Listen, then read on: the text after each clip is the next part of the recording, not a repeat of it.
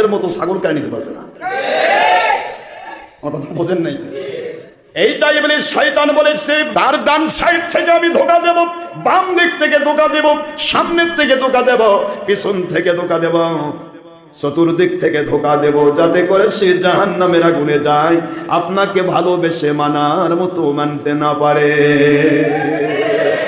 এই ধোকা এমন একটি ধোকা আমার বাবা, সেই জন্য ফার্স্টেই বলেছিলাম, হুজুর বললেন ফাসায়ারা ফিতনা, অচিরেই তারা দেখবে ফিতনা ফাসাদ, অচিরেই তারা দেখবে ফিতনা।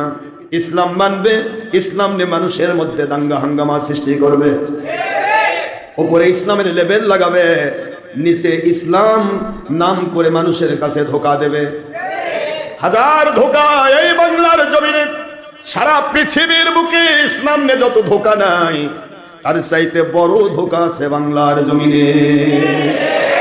কেউ পীর মুরিদের নামে বেরিসেল থেকে হাত টিপে নেই, পীর মুরিদের নামে মাজারে গিয়ে সেজদা দেয়, নাউজুবিল্লাহ বলবেন না? মাজার ছিল জিয়ারতের জায়গা, যাবে জিয়ারত করবে, আমার মালিকের কাছে দোয়া করে চলে আসবে। এটা হলো সিস্টেম। যেই মাত্র সিস্টেম উল্টায় ফেললো একটা গ্রুপ, ওইটার উপর ভিত্তি করে ওলিদের মাজার বিরুদ্ধে দুশ্মনী করে বেঈমান হচ্ছে আবার ওহাবি গ্রুপ। যে সেজদা দিল সে ভালো কাম করছে?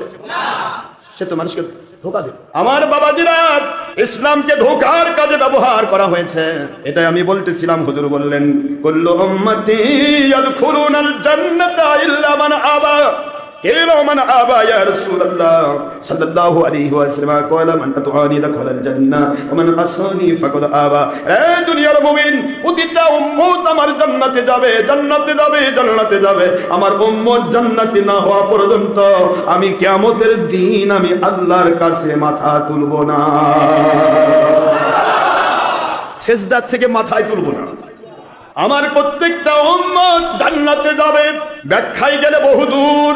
হাদিসে তাবারানী বলে কিয়ামতের মহাময়দানেতে সকল নবী রাসূল আলাইহিস সালামের পক্ষ থেকে হযরত আদম আলাইহিস সালাম সমস্ত বিচার কাজের পরে আদম আলাইহিস সালাম প্রথম জান্নাতের দরজায় যাবেন। জান্নাত খোলো, আমি সকল মানুষের বাবা আবুল বাশার। সুবহানাল্লাহ। আমি আবুল বাশার এসেছি, জান্নাতের মালিকেরা জান্নাত খোলো, দরওয়ানেরা জান্নাত খোলো। আওয়াজ আসবে জান্নাতের চাবি মুহাম্মদুর রাসূলুল্লাহ সাল্লাল্লাহু আলাইহি সাল্লামের হাতে। আওয়াজ কি জুড়ে দেওয়া যাবে? সেই বুখারীতে আছে, হুজুর বলেন আমার আল্লাহ পাক আমাকে আনা আকরামুল আউয়ালিন ওয়াল আখিরিন লা ফখর, আমি সৃষ্টির শুরু থেকে সৃষ্টির শেষ পর্যন্ত শ্রেষ্ঠ, আমার মতো কেউ নেই, আমি শ্রেষ্ঠত্ব পেয়েছি। অহংকার করছি না, গর্ব করছি না, আমার মালিক আমাকে শ্রেষ্ঠত্ব দিয়েছেন। এই হাদিসে হুজুর বলেন জান্নাতের চাবি পর্যন্ত কিয়ামতে আমার আল্লাহ আমার হাতে দিয়ে দিবে। ওয়ালাল আখিরাতু খায়রুল লাকা মিনাল উলা।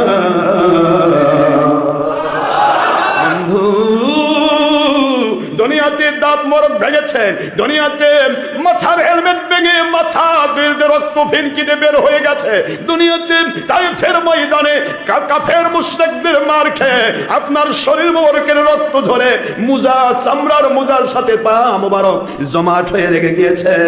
এত কষ্ট করেছেন, সমস্ত কষ্টের বিনিময় আমি আখিরাতে খায়রুল লাকা মিনাল উলা, দুনিয়াতে যত মর্যাদা দিয়েছি নবী রাহমাতুল আলামিনের পজিশন, কিয়ামতে আরো মর্যাদা দেব। হাউজে কাউসারের পানি পান না করে একজন ওই দিন তৃষ্ণা মিটবে না। সেই হাউজে কাউসারের মালিক আমি আল্লাহ আপনাকে বানায়া দিলাম।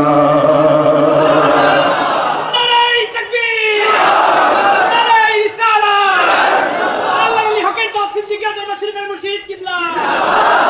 ইন্না আতাইনাকাল কাউসার। বন্ধু, কিয়ামতের ময়দানে হাউজে কাউসার থাকবে আপনার হাতে, দিয়ে দিলাম আপনাকে অ্যাডভান্স। দুনিয়ার আবুল বাশার সকল মানুষের আব্বাজান আদম নবীকে আলাইহিস সালামকে দেই নাই, ইব্রাহিম খলিলুল্লাহ আলাইহিস সালামকে দেই নাই, ইউসুফ সিদ্দিকুল্লাহ আলাইহিস সালামকে দেই নাই, ঈসা রূহুল্লাহ আলাইহিস সালামকে দেই নাই, 1,23,999 জন পয়গম্বর একজনকেও দেই নাই। দিলাম আপনাকে কাউসার। কাউসারের প্রথম ব্যাখ্যা হাউজে কাউসার, আর কাউসারের ফিনিশিং ব্যাখ্যা তাফসিরে জালালাইন 17 পৃষ্ঠা খুললে পেয়ে যাবেন। তাফসিরে জালালাইন স্পষ্ট আসছে ইন্না আতাইনা কাল কাউসার, এই শব্দের ব্যাখ্যা করতে গিয়ে বলা হচ্ছে খৈরুন কাথির, যত ভালো, যত মঙ্গল, যত রহমত, যত শান্তি, যত বরকত, জান্নাত আল্লাহ পাক রব্বুল আলামিন আমার নবীজিকে হাদিয়া করেছে।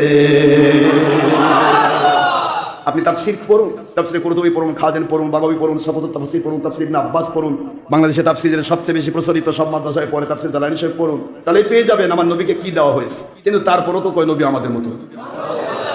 এটার নাম হলো জ্ঞানপ্রাপী। আওয়াজ দেয় না দেখেন, এটার নাম কি? কোরআন সামনে খুলে রেখে কয় কুল ইন্নামা আনা বাশারুন মিসলুকুম। আমি বুঝি না এদের মাথা কি ঢিল হয়ে গেল। আপনি সূরা কাহাফের আয়াত পড়ে বলতেছেন কুল ইন্নামা আনা বাশারুন মিসলুকুম, আপনি আর আয়াত পড়েন নাই ক্বালাল কাফিরুন মা আনতুম ইল্লা বাশারুন মিসলুনা। আল্লাহ ঘোষণা দিচ্ছে যে আমার নবীকে কাফেররা বলতো আমাদের মতো। কারা বলতো বলেন তো, বলেন কারা কারা কারা? সূরা ইয়াসিন খুললেও পাবেন, অসংখ্য আয়াত এসেছে ক্বালাল কাফিরুন ক্বালু মা আনতুম ইল্লা বাশারুন মিসলুনা। সূরা ইয়াসিনের দ্বিতীয় মুমিন আসেনি? কাফেররা বলতো তুমি তো আমাদের মতো একজন মানুষ। কাফেররা বলতো আমাদের মতো, আর আপনি হুজুর তাফসীর করতেছেন কোরআন সামনে এনে করছে আমাদের মতো। কাফের আর আপনাদের পার্থক্য কি? আশ্চর্য কথা। Astonished condition. এই আয়াতটা তুলে কথা বলার হিম্মত যদি আপনার না থাকে, আয়াত জীবনে মুখ দিয়ে বের করাই আপনার জন্য জায়েজ নেই। আপনাকে প্রথম আপনাকে বলতে হবে এই আয়াতে কি বলা হয়েছে। এই আয়াতে কি বলা হয়েছে? কুল, বলুন নবী সাল্লাল্লাহু আলাইহি ওয়াসাল্লাম, ইন্নামা আনা বাশারুম মিসলুকুম, তোমরা আমাকে আল্লাহ মনে করো না, আল্লাহর অবতার মনে করো না, আল্লাহর অংশ মনে করো না। কাফের মুশরিকদের মতো ওই ইহুদিরা যখন নবীকে আল্লাহর পুত্র বলেছিল, নাউজুবিল্লাহ, ঈসা আলাইহিস সালামকে যেমন হযরতে ঈসা আলাইহিস সালামকে যেমন খ্রিস্টানেরা আল্লাহর পুত্র বলেছিল, এরকম আমাকে বলো না। আমি আমার মালিকের দয়া দিয়ে ডুবন্ত সূর্য তুলেছি, আমার মালিকের হুকুমে আমি চন্দ্রকে দ্বিখণ্ডিত করেছি। এগুলি আমার কাজ নয়, এগুলো মালিকের কাজ, মালিক আমাকে করাইছে। এক্ষেত্রে আমি তোমাদের মতো মানুষ। আল্লাহ বোঝাচ্ছে কি আর এই বুঝায় কি, মানে ওনার মতো না। আপনারা কি আমার কথা বুঝতে পারছেন না? ওই ভাইটা বলেন তো, ভাই আমার রাসূল সাল্লাল্লাহু আলাইহি ওয়াসাল্লাম ওনার তো শরীর মোবারকে ঘাম মোবারক, সাহাবায়ে কেরাম নবীদের পরে শ্রেষ্ঠ, সকল নবীর পরে কি শ্রেষ্ঠ মাকাম কার? সাহাবী। সে সাহাবায়ে কেরাম রাদিয়াল্লাহু আনহুম তারা আমার নবীদের ঘাম মোবারক আতর বানাইছে। সহিহ হাদিস, ডাইরেক্ট সহিহ হাদিস, কোনো ভেজাল নেই, নির্ভেজাল হাদিস, মুসলিম শরীফের হাদিস 76 হাদিস। এখন আল্লাহর হাবিব সাল্লাল্লাহু আলাইহি ওয়াসাল্লামের ঘাম মোবারক আতর বানাইছে, তা আপনার ঘাম আপনার বউকে একটু আতর বানাবার কোন? আপনার স্ত্রীকে, অন্য কেউ তো নিবেই না, বলবে পাঠা। আপনি স্ত্রীকে দিয়ে দেখেন নাই কি, একটা ঘাম দিয়েও তো আপনি নবীর মতো হবেন না। কি করে বলছেন নবী আমাদের মতো? মতো শব্দটা তো বুঝতে পারলেন না। আমরা কতবার মতো বুঝাইছি, দাদার মতো বোঝানো হয়। ওই যে দাদার মতো বলতে দাদা বুঝায় না, আমার কথা বুঝেন না। দাদার মতো মানে দাদা, কার দাদা? আপনার দাদা মতো হলে আপনার দাদা মতো যদি হয় তাহলে আপনার দাদা না, যদি মতো না হতো তাহলে আপনার দাদা। কথাটা বোঝার চেষ্টা করছেন? দাদার মতো মানে আপনার দাদা নয়, আরেকজনের দাদা। দাদার মতো হলে ওই ব্যক্তিকে নিয়ে আপনি দাদির কাছে নিতে পারবেন? আর ওই যে দাদা, দাদির কাছে নিয়ে গেলে দাদি খুশি হবে। ওরা কতক্ষণ গেছে খবর পাই না, নিয়ে আসছিস, ভালো করছিস, যা 50 টাকা 100 টাকা দিলাম, কিছু খাস। আর দাদার মতো একজন ধরে নিয়ে যান, দাদি লাঠি বার করবে, কাক নিয়ে আসছিস, দাদার মতো। মতো মানে তো তোর দাদা না, তো আমার কাছে নিয়ে আসছিস কেন? এই মতোটাও তো বুঝতে চায় না আজকের বাতিল জ্ঞানপ্রাপী গোষ্ঠী। মতো কাকে বলে? মতো যখনই বলবেন তখন ফাসেদা, যখনই বলবেন মতো তখন কি মাঝখানে ফাসেদা। মতো বললেই সেটা দুই জিনিস, এক জিনিস না। লাঠিটি কুষারের মতো এক জিনিস, কুষারটি লাঠির মতো। দেখতে সিমিলারিটি আছে, দেখতে সিমিলার, কিন্তু ভিতরগত ভাবে এটা কুষার, ওটা বাঁশ আর এটা কুষার। বাঁশ আর কুষার দুটা একই মাটির ফসফরাস খায়, একই মাটিতেই জন্ম নিয়েছে, একই বাতাসের হাইড্রোজেন কার্বন ডাইঅক্সাইড নাইট্রোজেন যাবতীয় খাবার খায়, কিন্তু দুই জিনিস দুইটা। বাঁশের মতো কুঠার, লাঠির মতো কুষার মতো লাঠি বলে কুষারে কামড় দেন, দেখবেন মুখ রস দিয়ে ভরে গেছে। এখন চিন্তা করতেছেন কুষার আর লাঠির মতো যখন, ওটাতে একটা কামড় দিয়ে দেখেন আপনার ছিল গোটা মুখ ভরা দাঁত, সব কটা পটাপট ভেঙে হয়ে যাবে বেদাঁত, আর দাঁত ছাড়া হয়ে যাবে। জিনিস দেখতে একরকম, সিমিলারিটি বোঝানোর জন্য তখন মেসাল ব্যবহার করা। কথা বুঝতেছেন? আমি এগুলি কথা বলার উদ্দেশ্য নয়, উদ্দেশ্য হলো জ্ঞান পাপী আর আল্লাহওয়ালা, এই দুটি জিনিস বোঝার চেষ্টা করছি। কষ্ট হচ্ছে না তো? তাহলে আপনারা কি একটু ঘেটে ঘুটে দেখেন তো, নাকি এমনি শোনেন? যে যা বললো তাই শোনেন? ঘাটবে। আশরাফ সিদ্দিকী তো চ্যালেঞ্জ করেছে, আপনাকে আশরাফ সিদ্দিকীর সম্পর্কে কোনো কথা বললে এক কথাই বলবেন, ভাই আশরাফ সিদ্দিকী চিনি না। কোরআন শোনার ডকুমেন্ট যে চলে সে ভিক্ষুক হলো তাকে মানি, আর ডকুমেন্ট ছাড়া চললে সেটা নবীর বেটা হলো মানা যাবে না, আল্লাহর আইন। মায়ুতি রসুল ফাকদ আত আল্লাহ, যে আল্লাহ রসুলকে মানে সে আল্লাহকে মানবে, এটা ভিক্ষুক হলেও তাকে মানা যাবে। আর যে আমার রসুল সাল্লাল্লাহু আলাইহি ওয়াসাল্লামকে মানে না, সে নবীর বেটা হলেও মানা যাবে না, তাকে মানলে শয়তান মানা হবে। মানা দুই প্রকার, কয় প্রকার? একটা হয় নবী মানা, নয়তো শয়তান মানা। মাঝখানে কোনো কাজ নেই, মাঝখানে কোনো। পীর মানতে হবে কেন? পীর যদি আমার রসুলকে মানে। আওয়াজ দেয় না, কথা বলছে না কেন? পীর যদি আমার রসুলকে মানে, রসুল সাল্লাল্লাহু আলাইহি ওয়াসাল্লামকে যে মানে না তাকে আমি মানতে পারবো না। এটা হলো আইন। আপনি আইন মোতাবেক চলবেন। আপনাকে তো আমি সব দেখে দিয়েছি, কোনো জিনিস তো আপনাকে বাদ দেয়নি। লিখিত কেতাব দিয়েছি, ডকুমেন্টস দিয়েছি, দোয়া দলিল দিয়েছি, ওয়াজ নসিহত দিয়েছি, এরপরে চ্যালেঞ্জও দিয়েছি। না লড়ভরা, বাবা যা করো করো বাবা, আমি যা করি করি বাবা, ধরার কোনো কারণ নাই বাবা, কি তাই এরকম? কুল হাতু বুরহানাকুম ইন কুনতুম সাদিকিন, সত্যবাদী হলে দলিল পেশ করো। আল্লাহর আইন এটা সবাই জানেন, সূরা বাকারা 111 এবং সূরা নম্বর 64 নম্বর আয়াত। দলিল পেশ করো, আইনটা আল্লাহর। তাহলে আপনাকে একজন লোক ধোঁকা দিল বলেই ধোঁকা খাবেন কেন? আপনি বলতে পারবেন না ভাই ঠিকই তো আছে, আপনি আমার কাছে ধোঁকা দিচ্ছেন কেন? একটা লোককে বুঝালে তো দুনিয়ার কোটি কোটি মানুষ বুঝে ফেলে। আমাকে একা দিয়ে কথা লাভ কি? আমি একটা লোক কি লাভ হবে? চলেন ভাই যাই, আপনি অনেক জ্ঞানী মানুষ, মহাজ্ঞানী, আমার হুজুর তো মূর্খ ভাই, কিছুই জানে না, গোলাম। আমরা গোলাম, আমরা কিছু জানি না। মালিকের দয়া দিয়ে সুবহানাকা লা ইলমা লানা ইল্লা মা আল্লামতানা ইন্নাকা আনতাল আলিমুল হাকিম, আমার আল্লাহর দয়া দিয়ে তিনি যতটুকু বলান সেটা আমি বলি, তিনি যা বলান না আমি তা বলি না। ঠিক না? ঠিক বলে। প্রশ্ন হলো, সে তো জানে, অনেক জানে দেখে তো ভণ্ড কয়, জানে দেখে তো আপনাকে ধোঁকা দেয়, কথা বলে না। একটা দাওয়াত দিতে পারবেন না? স্লো দাওয়াত, বেশি না তো। ভাই ঠিক আছে ভাই, আপনি তো আমাকে যাচ্ছে বলতেছেন, আমি তো আর আপনাকে বলিনি। আপনি বলতেছেন যে ওখানে কেন গেলেন, এই হলো সেই হলো, দেখবেন আধার মতো লাগে থাকবে আপনার সাথে। আপনি যদি যাত্রা দেখবারও যান, কোনোদিন বলবেন না যাত্রা দেখলেন কেন। আপনি সারাদিন মোবাইল দেখেন, কিছুই বলবেন না। আপনি সারাদিন যদি মহিলার সাথে ব্যাপার হয় বাকুম করে, বলবেন না। কিন্তু আশরাফ সিদ্দিকীর এই যে সুন্নতি মসজিদ যদি একবার আসলে শোনে এলাকার কোনো মুন্সি, দেখবেন ওর মাথা খারাপ হয়েছে, ওর মাথার মধ্যে মনে হয় কিভাবে ঢুকছে। এখন আপনার কেমনে সরান যায় এখান থেকে, এই চেষ্টা ওই করবে না। ভুল বললাম আপনাকে? ভালোই তো, সে তো আপনাকে ভালো, আপনাকে সৎপথ দেখাতে চায়, তাই না? আপনার সৎপথ দেখাতে চায়, তাহলে তাকে বলবেন না আপনি? আপনি স্লো বলতে পারেন, তাহলে জীবনে বলবেন, আপনার জীবনে কোনোদিন বলবেন না। যদি একবার বলেন যে ভাই আমি এক কথায় বুঝি ভাই, দলিল যেখানে আছে সেটা আমি মানি, চলেন একটু দলিল নিয়ে হুজুরকে একটু বুঝাই। কারণ ওনাকে বুঝাতে পারলে, ওনার দেশ বিদেশে লাখ লাখ ভক্ত, লাখ লাখ মুরিদি, আমার কোটি কোটি ভক্ত, আলহামদুলিল্লাহ মুরিদি আছে লাখ লাখ। এতগুলা মুরিদ, এতগুলা ভক্ত সব ভুল পথ পেয়ে ধ্বংস হয়ে যাচ্ছে, আপনি আস্তে করে খেলে আমাকে বুঝাবেন, তাহলে হয়? একটা লোককে বুঝালে তো সব বুঝে ফেলে। ভাই চলেন না যাই, এই চলেন না যাই বললে ওয়াকার কোনদিন আপনার সামনে পাবেন না। পান তখন বলেন মনে চিনে পাপ, মায়ে চিনে সন্তানের কে বাপ। মন চিনে বাবা আমি আজকে কি করেছি। আপনি মুখ দিয়ে যতই খবর দালালি করেন, আমি অমুক, আমি অলি, আমি হক্কানি রব্বানি, আমি মুফতি মুহাদ্দিস, ঠিক আছে, কিন্তু আপনার অন্তর বলতেছে আজকে সকালে তুমি অমুকের বেটির সাথে গল্প করেছো। ভিতরে ঢোল পিটতেছে, আর উপরে আপনি দাগাচ্ছেন আমি কি বেড়া হয়েছি। আমি আপনার খেদমত আরজ করছি, মুসলমান ধোঁকা দিবে কেন? আমি ওই কথাটা আপনাদের বলতে চাচ্ছিলাম, আয়াতগুলি যে তুলছি অর্থগুলি বোঝানোর জন্য। কষ্ট হচ্ছে আপনাদের? আল্লাহর হাবিব সাল্লাল্লাহু আলাইহি ওয়াসাল্লামের হাতে থাকবে জান্নাতের চাবি, মনে আছে?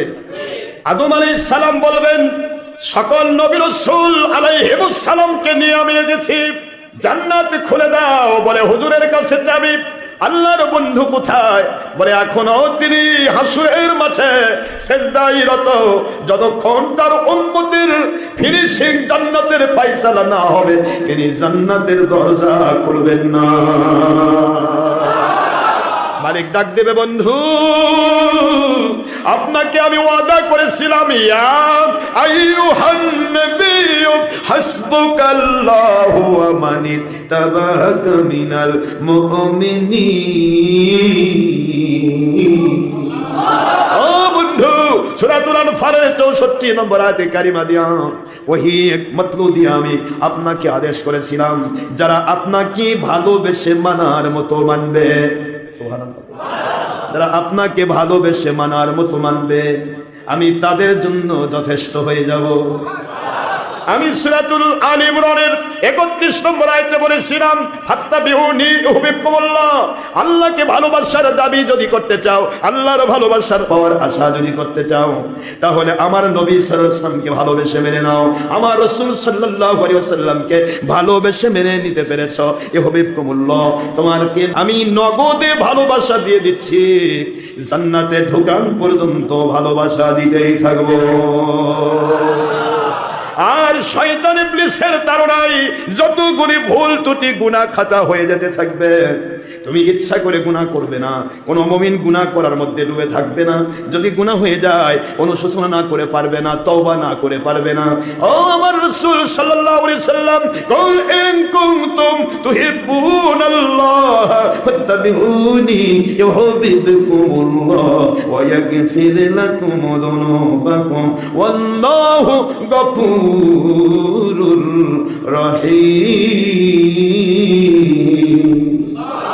বন্ধু, আপনি বলে দিন, আপনাকে যারা ভালোবেসে মানার মতো মানবে, আমি আল্লাহ পাক আইন করে দিলাম, নগদে ভালোবাসা দেব, জান্নাতে ঢোকান পর্যন্ত ভালোবাসা দিতেই থাকবো, দিতেই থাকবো, শুধু ভালোবাসা দিতেই থাকবো না, ওয়াইয়াগফির লাকুম, আমার নবীকে প্রেমে ভালোবেসে মেনে নেওয়ার মানুষগুলোকে, পুরুষগুলোকে, মহিলাগুলোকে আমি আল্লাহ আইন করলাম, ইয়াগফির লাকুম, ওদের নগদ গুনাহগুলি মাফ করে দিচ্ছি। কবরে যাওয়ার আগ পর্যন্ত অযাচিত ভাবে শয়তানের ধোকায় যতগুলি গুনাহ হয়ে যাবে নবী মাফ করে দিতেই থাকবো।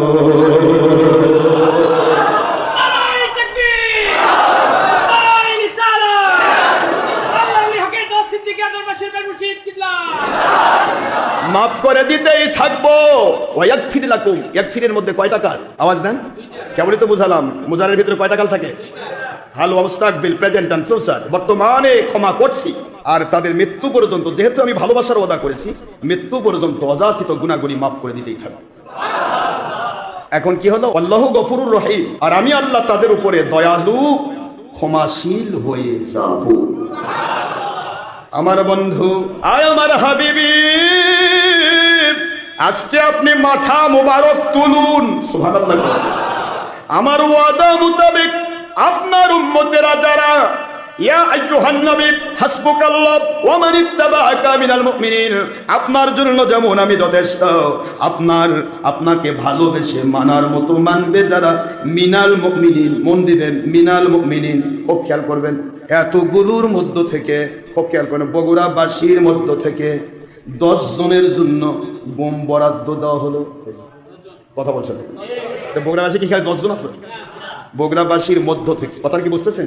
এক্সাম্পল, আল্লাহ বলতেছেন মিনাল মুমিনিন, লক্ষ কোটি মুমিন দাবিদার থাকবে,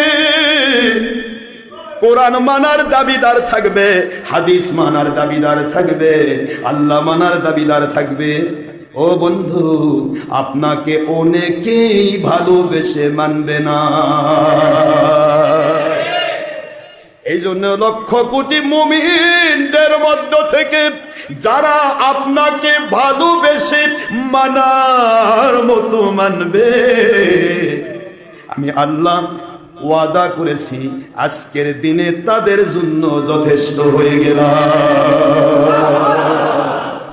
আল্লাহর বন্ধুকে আল্লাহ বলবেন, আপনি মাথা মোড় তোলেন, আমি সবার জন্য যথেষ্ট। যারা আপনাকে মানার মতো মেনেছে, আপনি ওয়াদা করেছেন, মান আহাব্বা সুন্নতি ফাকাদ আহাব্বানি ওয়া মান আহাব্বানি কানা মাই ফিল জান্নাহ, যে ব্যক্তি আমার সুন্নাতকে ভালোবাসে সে আমাকে ভালোবাসলো, যে আমাকে ভালোবাসলো সে আমার সাথে জান্নাতে থাকবে। বাস, আপনার ওয়াদা আমি ক্লিয়ার করব। সুবহানাল্লাহ বলবেন না জোরে? কিন্তু আপনাকে বা আপনার সুন্নতকে যারা ভালোবাসেন নাই, তারা আপনার উম্মত দাবিদার মুমিন হওয়ার পরেও আমি ক্ষমা করলাম না, এদের নাম হলো মুনাফিক। এদের নাম কি? আওয়াজ দেওয়া যাবে? নবীকে জেনে ও নবীকে বুঝে নেন, নাম কি? তাদের জন্য আল্লাহ বলেছেন, ইন তাস্তাগফির লাহুম 70 মাররাতান ফালা ইয়াগফিরাল্লাহু লাহুম। আমার বন্ধু মুনাফিক, তারা জেনে বুঝে আপনার আদর্শের দুশমনি করে, জেনে বুঝে আপনার দুশমনি করে, আপনার আদর্শ, আপনার সুন্নাহর দুশমনি করে। আপনার সুন্নাত যারা মানে, জেনে বুঝে সে তার 2 নম্বরই পক্ষ নিয়ে সত্যের বিপক্ষে দাঁড়িয়ে যায়। আমার বন্ধু, ওদের জন্য যদি আপনি 100 বার নয় 70 বার, মানে 70 প্রমাণ বলা হয়েছে, মানে অগণিত বার, যদি 70 বারও আমার কাছে ক্ষমা চান, আমি তাদের ক্ষমা করব না। বরং আপনি কাফেরদের জন্য দোয়া করেন, ওদের টেনে টেনে নিয়ে আসে আপনার হেদায়েত দিয়ে আপনার গোলাম বানাই দেব, আপনার সাহাবী বানাই দেব। কিন্তু এদের জন্য দোয়া করলে আমি কবুল করব না, কারণ ওরা জেনে বুঝে রহমাতুল লিল আলামিনকে চিনে নেয়। এই কথাই হুজুর বলেছেন কুল্লু উম্মতি, এই বুখারী শরীফে যে হাদিস শরীফ, কুল্লু উম্মতি ইয়াদখুলুল জান্নাতা ইল্লা মান আবা, আমার প্রত্যেকটা উম্মত জান্নাতি ইল্লা মান আবা, কেবল আমাকে যারা অস্বীকার করেছে। হুজুরকে বলা হলো ওমান হিয়া ওমান আবা ইয়া রাসূলুল্লাহ সাল্লাল্লাহু আলাইহি ওয়াসাল্লাম, আয় আল্লাহর রাসূল, কে আপনাকে অস্বীকার করবে, কারা অস্বীকার করবে? মুমিন আবার আপনাকে অস্বীকার করে কি করে? হুজুর বললেন মান আতাআনি দাখালাল জান্নাহ, যে আমাকে ভালোবেসে মেনে নিল সে জান্নাতে ঢুকে গেল। অনেক জান্নাতে ঢোকানোর জন্য যতক্ষণ সেজদায় পড়ে থাকা লাগুক, আমি আখির বেশি সেজদায় পড়ে থাকব।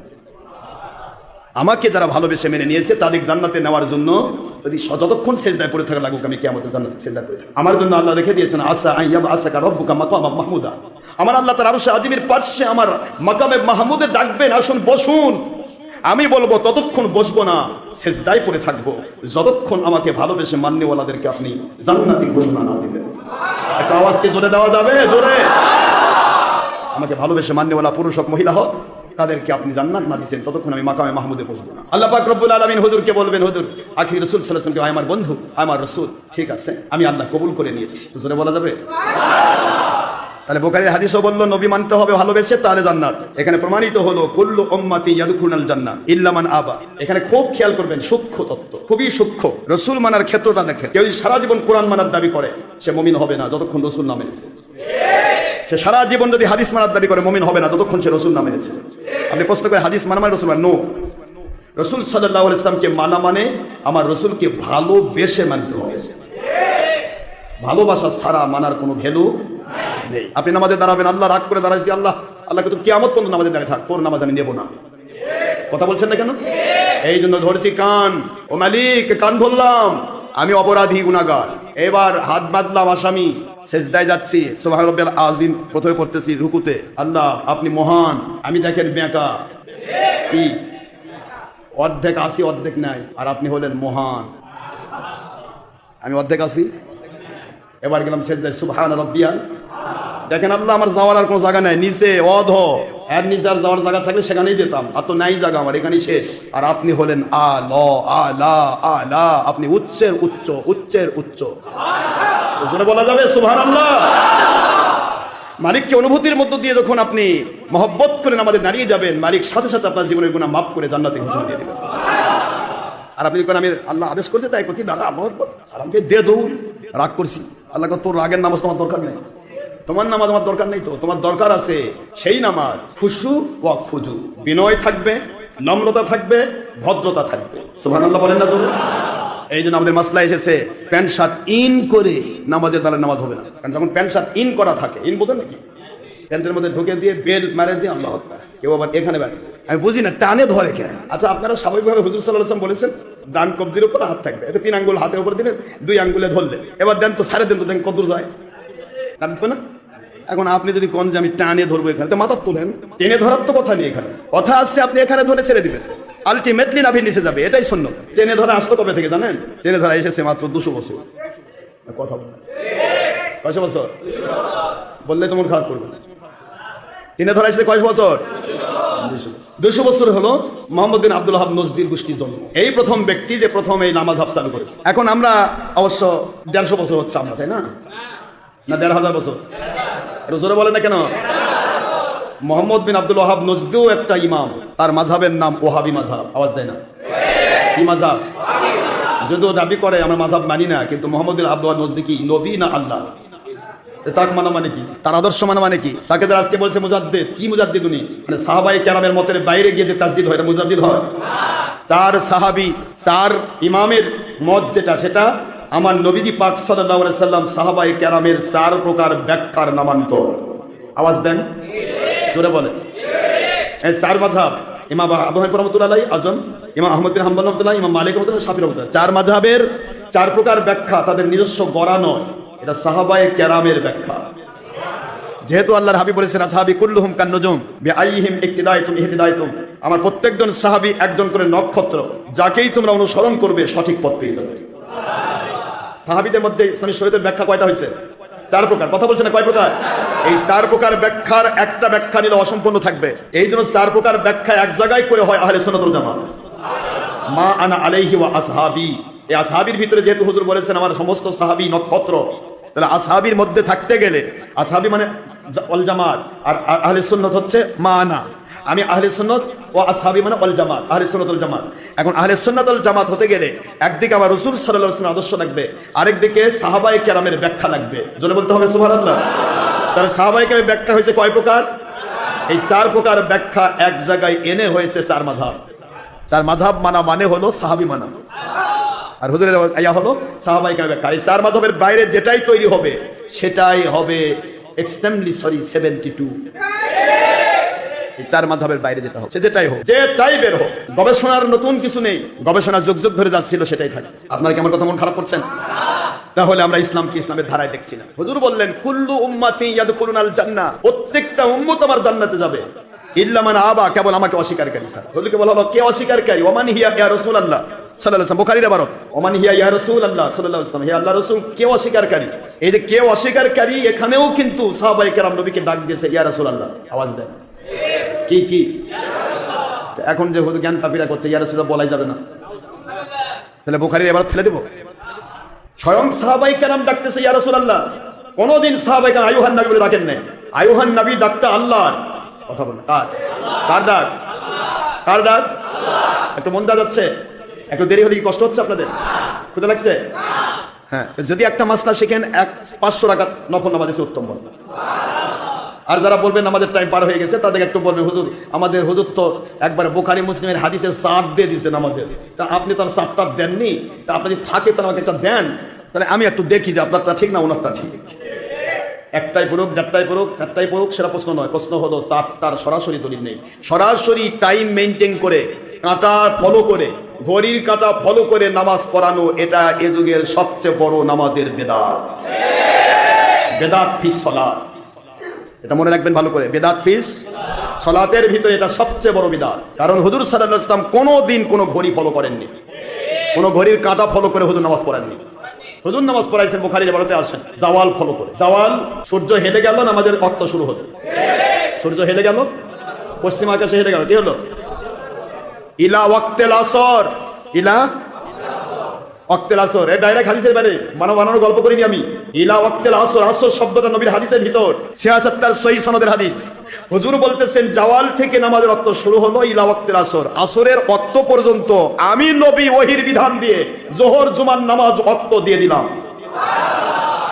হুজুরকে বলা হলো হুজুর ওয়াক্তিল আসর কখন আসবে? বুখারীতে আসছে মিসলাইন, তোমার এই ছায়াটা, সূর্যের ছায়া, সূর্য তোমার ছায়া হোক, কাঠির ছায়া হোক, এই ছায়াটা যেইটার ছায়া ওটা দ্বিগুণ হওয়া পর্যন্ত আসরের ওয়াক্ত আসবে না, যোহর জুমার ওয়াক্ত থাকবে। যেই মাত্র দ্বিগুণ হয়ে গেল তখন ওয়াক্ত ঢুকলো আসর। কোনটা বলেন তো তুমি? এখন আপনারা বলেন তো সূর্যের আপনার ছায়া দ্বিগুণ হয় 1:30টার সময়?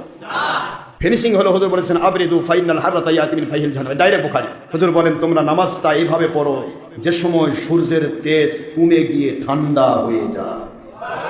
এটা আরো কঠিন বিষয়। বুখারীর ইবারত বারদুন শব্দ কাকে বলে? ঠান্ডা হওয়া না? বারদুন থেকে আবরিদু, আমরের সিগা।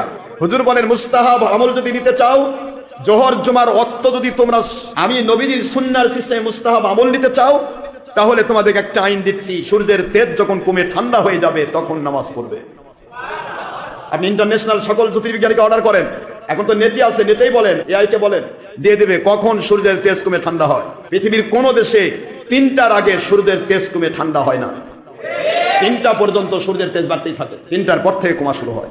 আমরা 3টায় 3:30টায় নামাজ পড়ে, আর বাতিল কোম্পানি কয় অসময়ে নামাজ পড়লো ভণ্ড, মানে ওর কথা মতো নবীর হাদিসই ভণ্ডামি, আর ওই ইচ্ছা মতো চলবে, ওর 2 নম্বরের জন্য চলবে ইচ্ছা মতো, ও আসল হয় বসে আছে। প্রশ্ন সেখানে নয়, প্রশ্ন হলো নবীজির হাদিসকে হুজুর যদি বলেন এই নামাজের ওয়াক্তটা এই জাওয়াল থেকে আসর পর্যন্ত সেই হাদিসে দিয়ে দেওয়া হলো, এখন কেউ যদি এর মধ্যে হাত ঢুকায় যে এটা ওয়াক্ত নাই, তাহলে তার ঈমান থাকবে? কথা বলেন না কেন? ওয়ামা কানা লিলমুমিনিন ওয়ালা মুমিনাতিন ইযা কাদাল্লাহু ওয়া রাসূলুহু আমরা।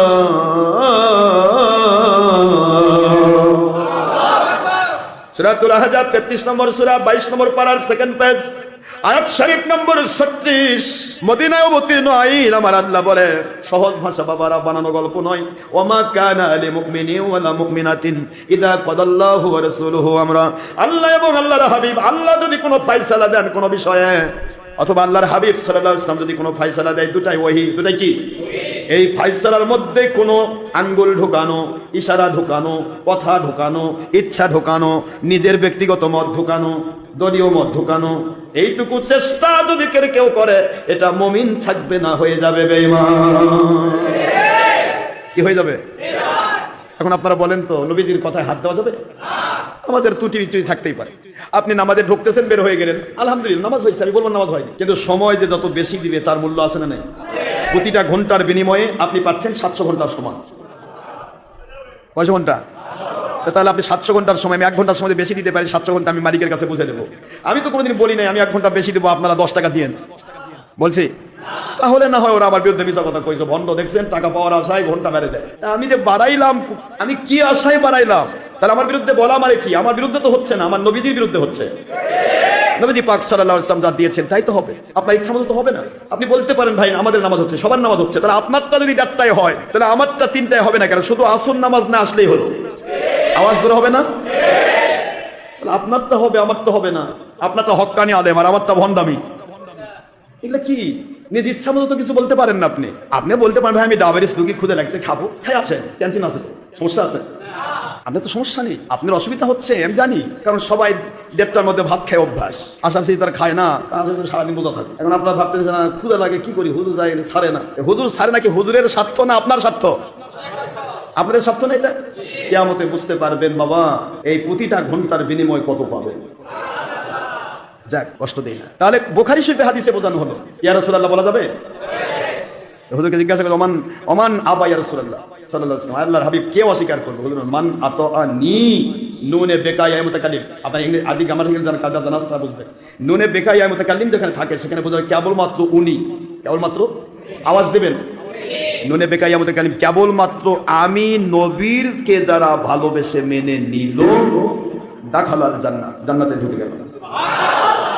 ওমান আসানি ফাকাদ আবা, আর যে আমার অবাধ্য হলো সে জাহান্নামী হলো, অস্বীকার করলো। এখন আপনারা বলেন তো, নবীজি কেবলমাত্র নবীকে মানলে সে জান্নাতি, তা আল্লাহ গেল কই? এখন তারা তাওহীদ আল্লাহ, তারা কই যাবে? দেখেন না, কথা বলছেন না কেন? এখানে তো আল্লাহ নাই, মান আতাআনি, যে আমাকে মানলো। খুব খেয়াল করবেন, এটা কিন্তু অ্যাঙ্গেল বৃত্ত হয়ে এসেছে। আল্লাহ বলছেন মাইউতি রাসূল ফাকাদ আতা আল্লাহ, বন্ধু আপনাকে মানলে আমাকে মানা হলো। আওয়াজ জোরে যাবে না? জোরে হবে না?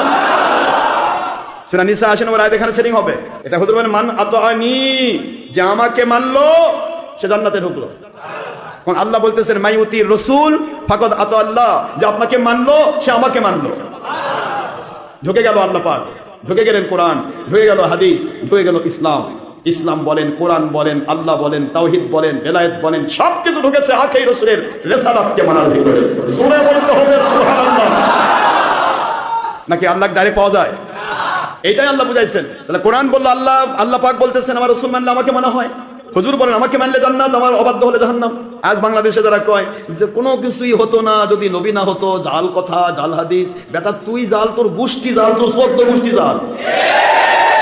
নবী না হলে কিছু হতো না, তার প্রমাণ বুখারীর হাদিস।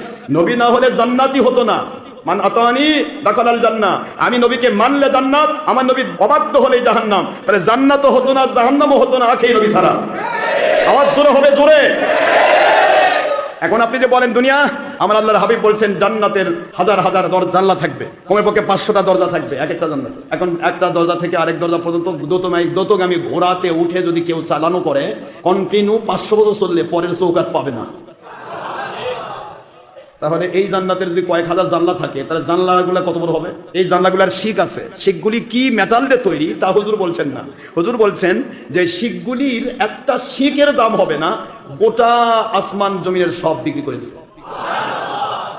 গোটা পৃথিবীর সব বিক্রি করে দিলে যে দাম হবে, ওই দাম দিয়ে আল্লাহ পাক আসমান জমিনের সময় যে জান্নাত দিবে, আরদুহা কাদিস সামাওয়াতি ওয়াল আরদ, আসমান জমিনের সময় একটা করে জান্নাত আপনাকে দিবে, ওই জান্নাতের একটা জানালার শিকের দাম হবে না।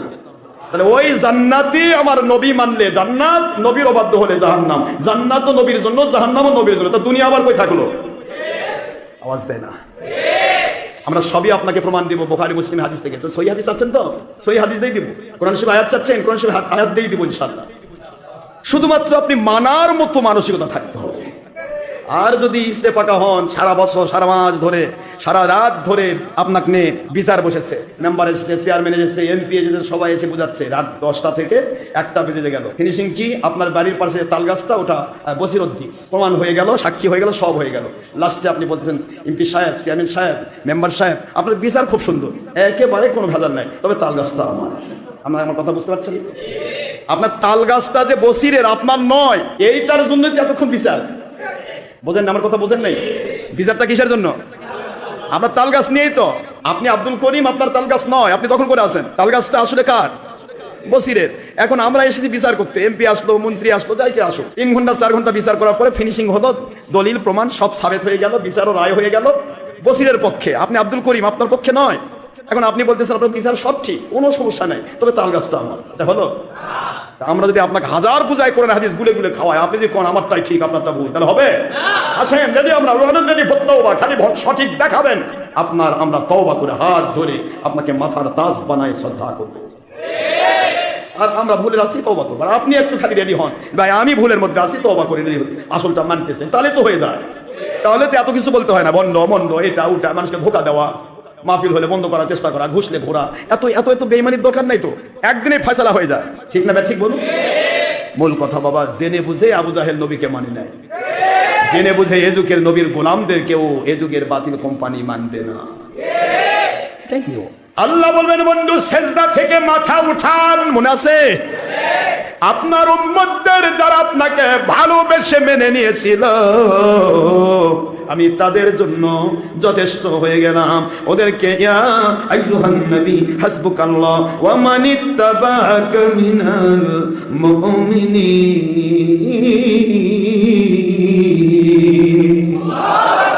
সূরাতুল আনফালের 64 নম্বর আয়াতে কারিমা।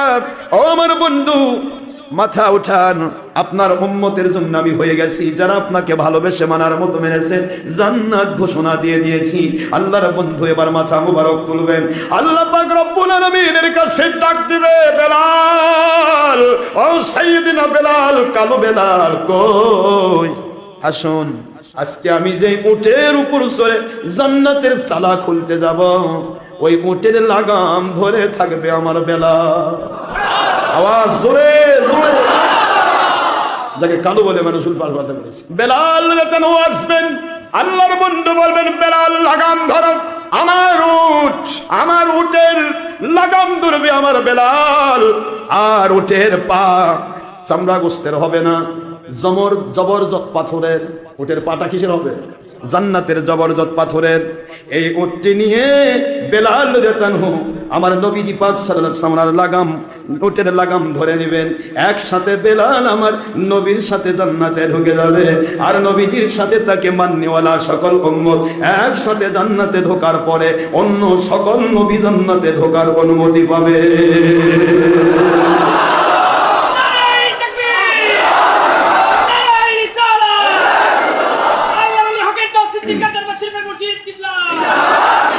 সকল নবী রাসূল আলাইহিস সালাম সেই সময় অনুমতি পাবে। আর আখি নবী সাল্লাল্লাহু আলাইহি সাল্লাম বেলাল রাদিয়াল্লাহু আনহু নিয়ে তার উম্মতদেরকে নিয়ে যখন জান্নাতে ঢুকবেন, সকল নবী রাসূল সাল্লাল্লাহু তখন জান্নাতে ঢোকার অনুমতি পাবে।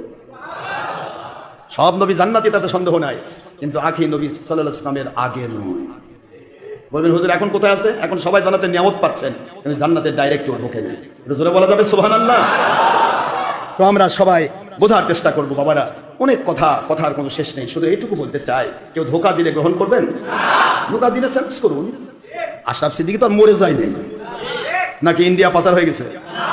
হ্যাঁ, আমেরিকায় চলে গেছে, বাংলাদেশে আছে। শুধু একটু সাহস করবে যে ভাই কোনো সমস্যা নেই, আপনি তো আমাকে ধোকা দিচ্ছেন, ধোকা দেওয়ার দরকার নেই ভাই, চলেন যাই একসাথে, গাড়ি ভরা আমার, গাড়ি ভাড়া নিয়ে আসা বলবেন, দিবার চাহেন এরোপ্লেন ভাড়াও দিবা, তাও আসবে না।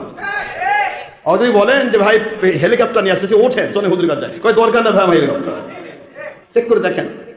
তাহলে আপনি ধোকা খাচ্ছেন কেন? ওই বামনের মতো হবেন?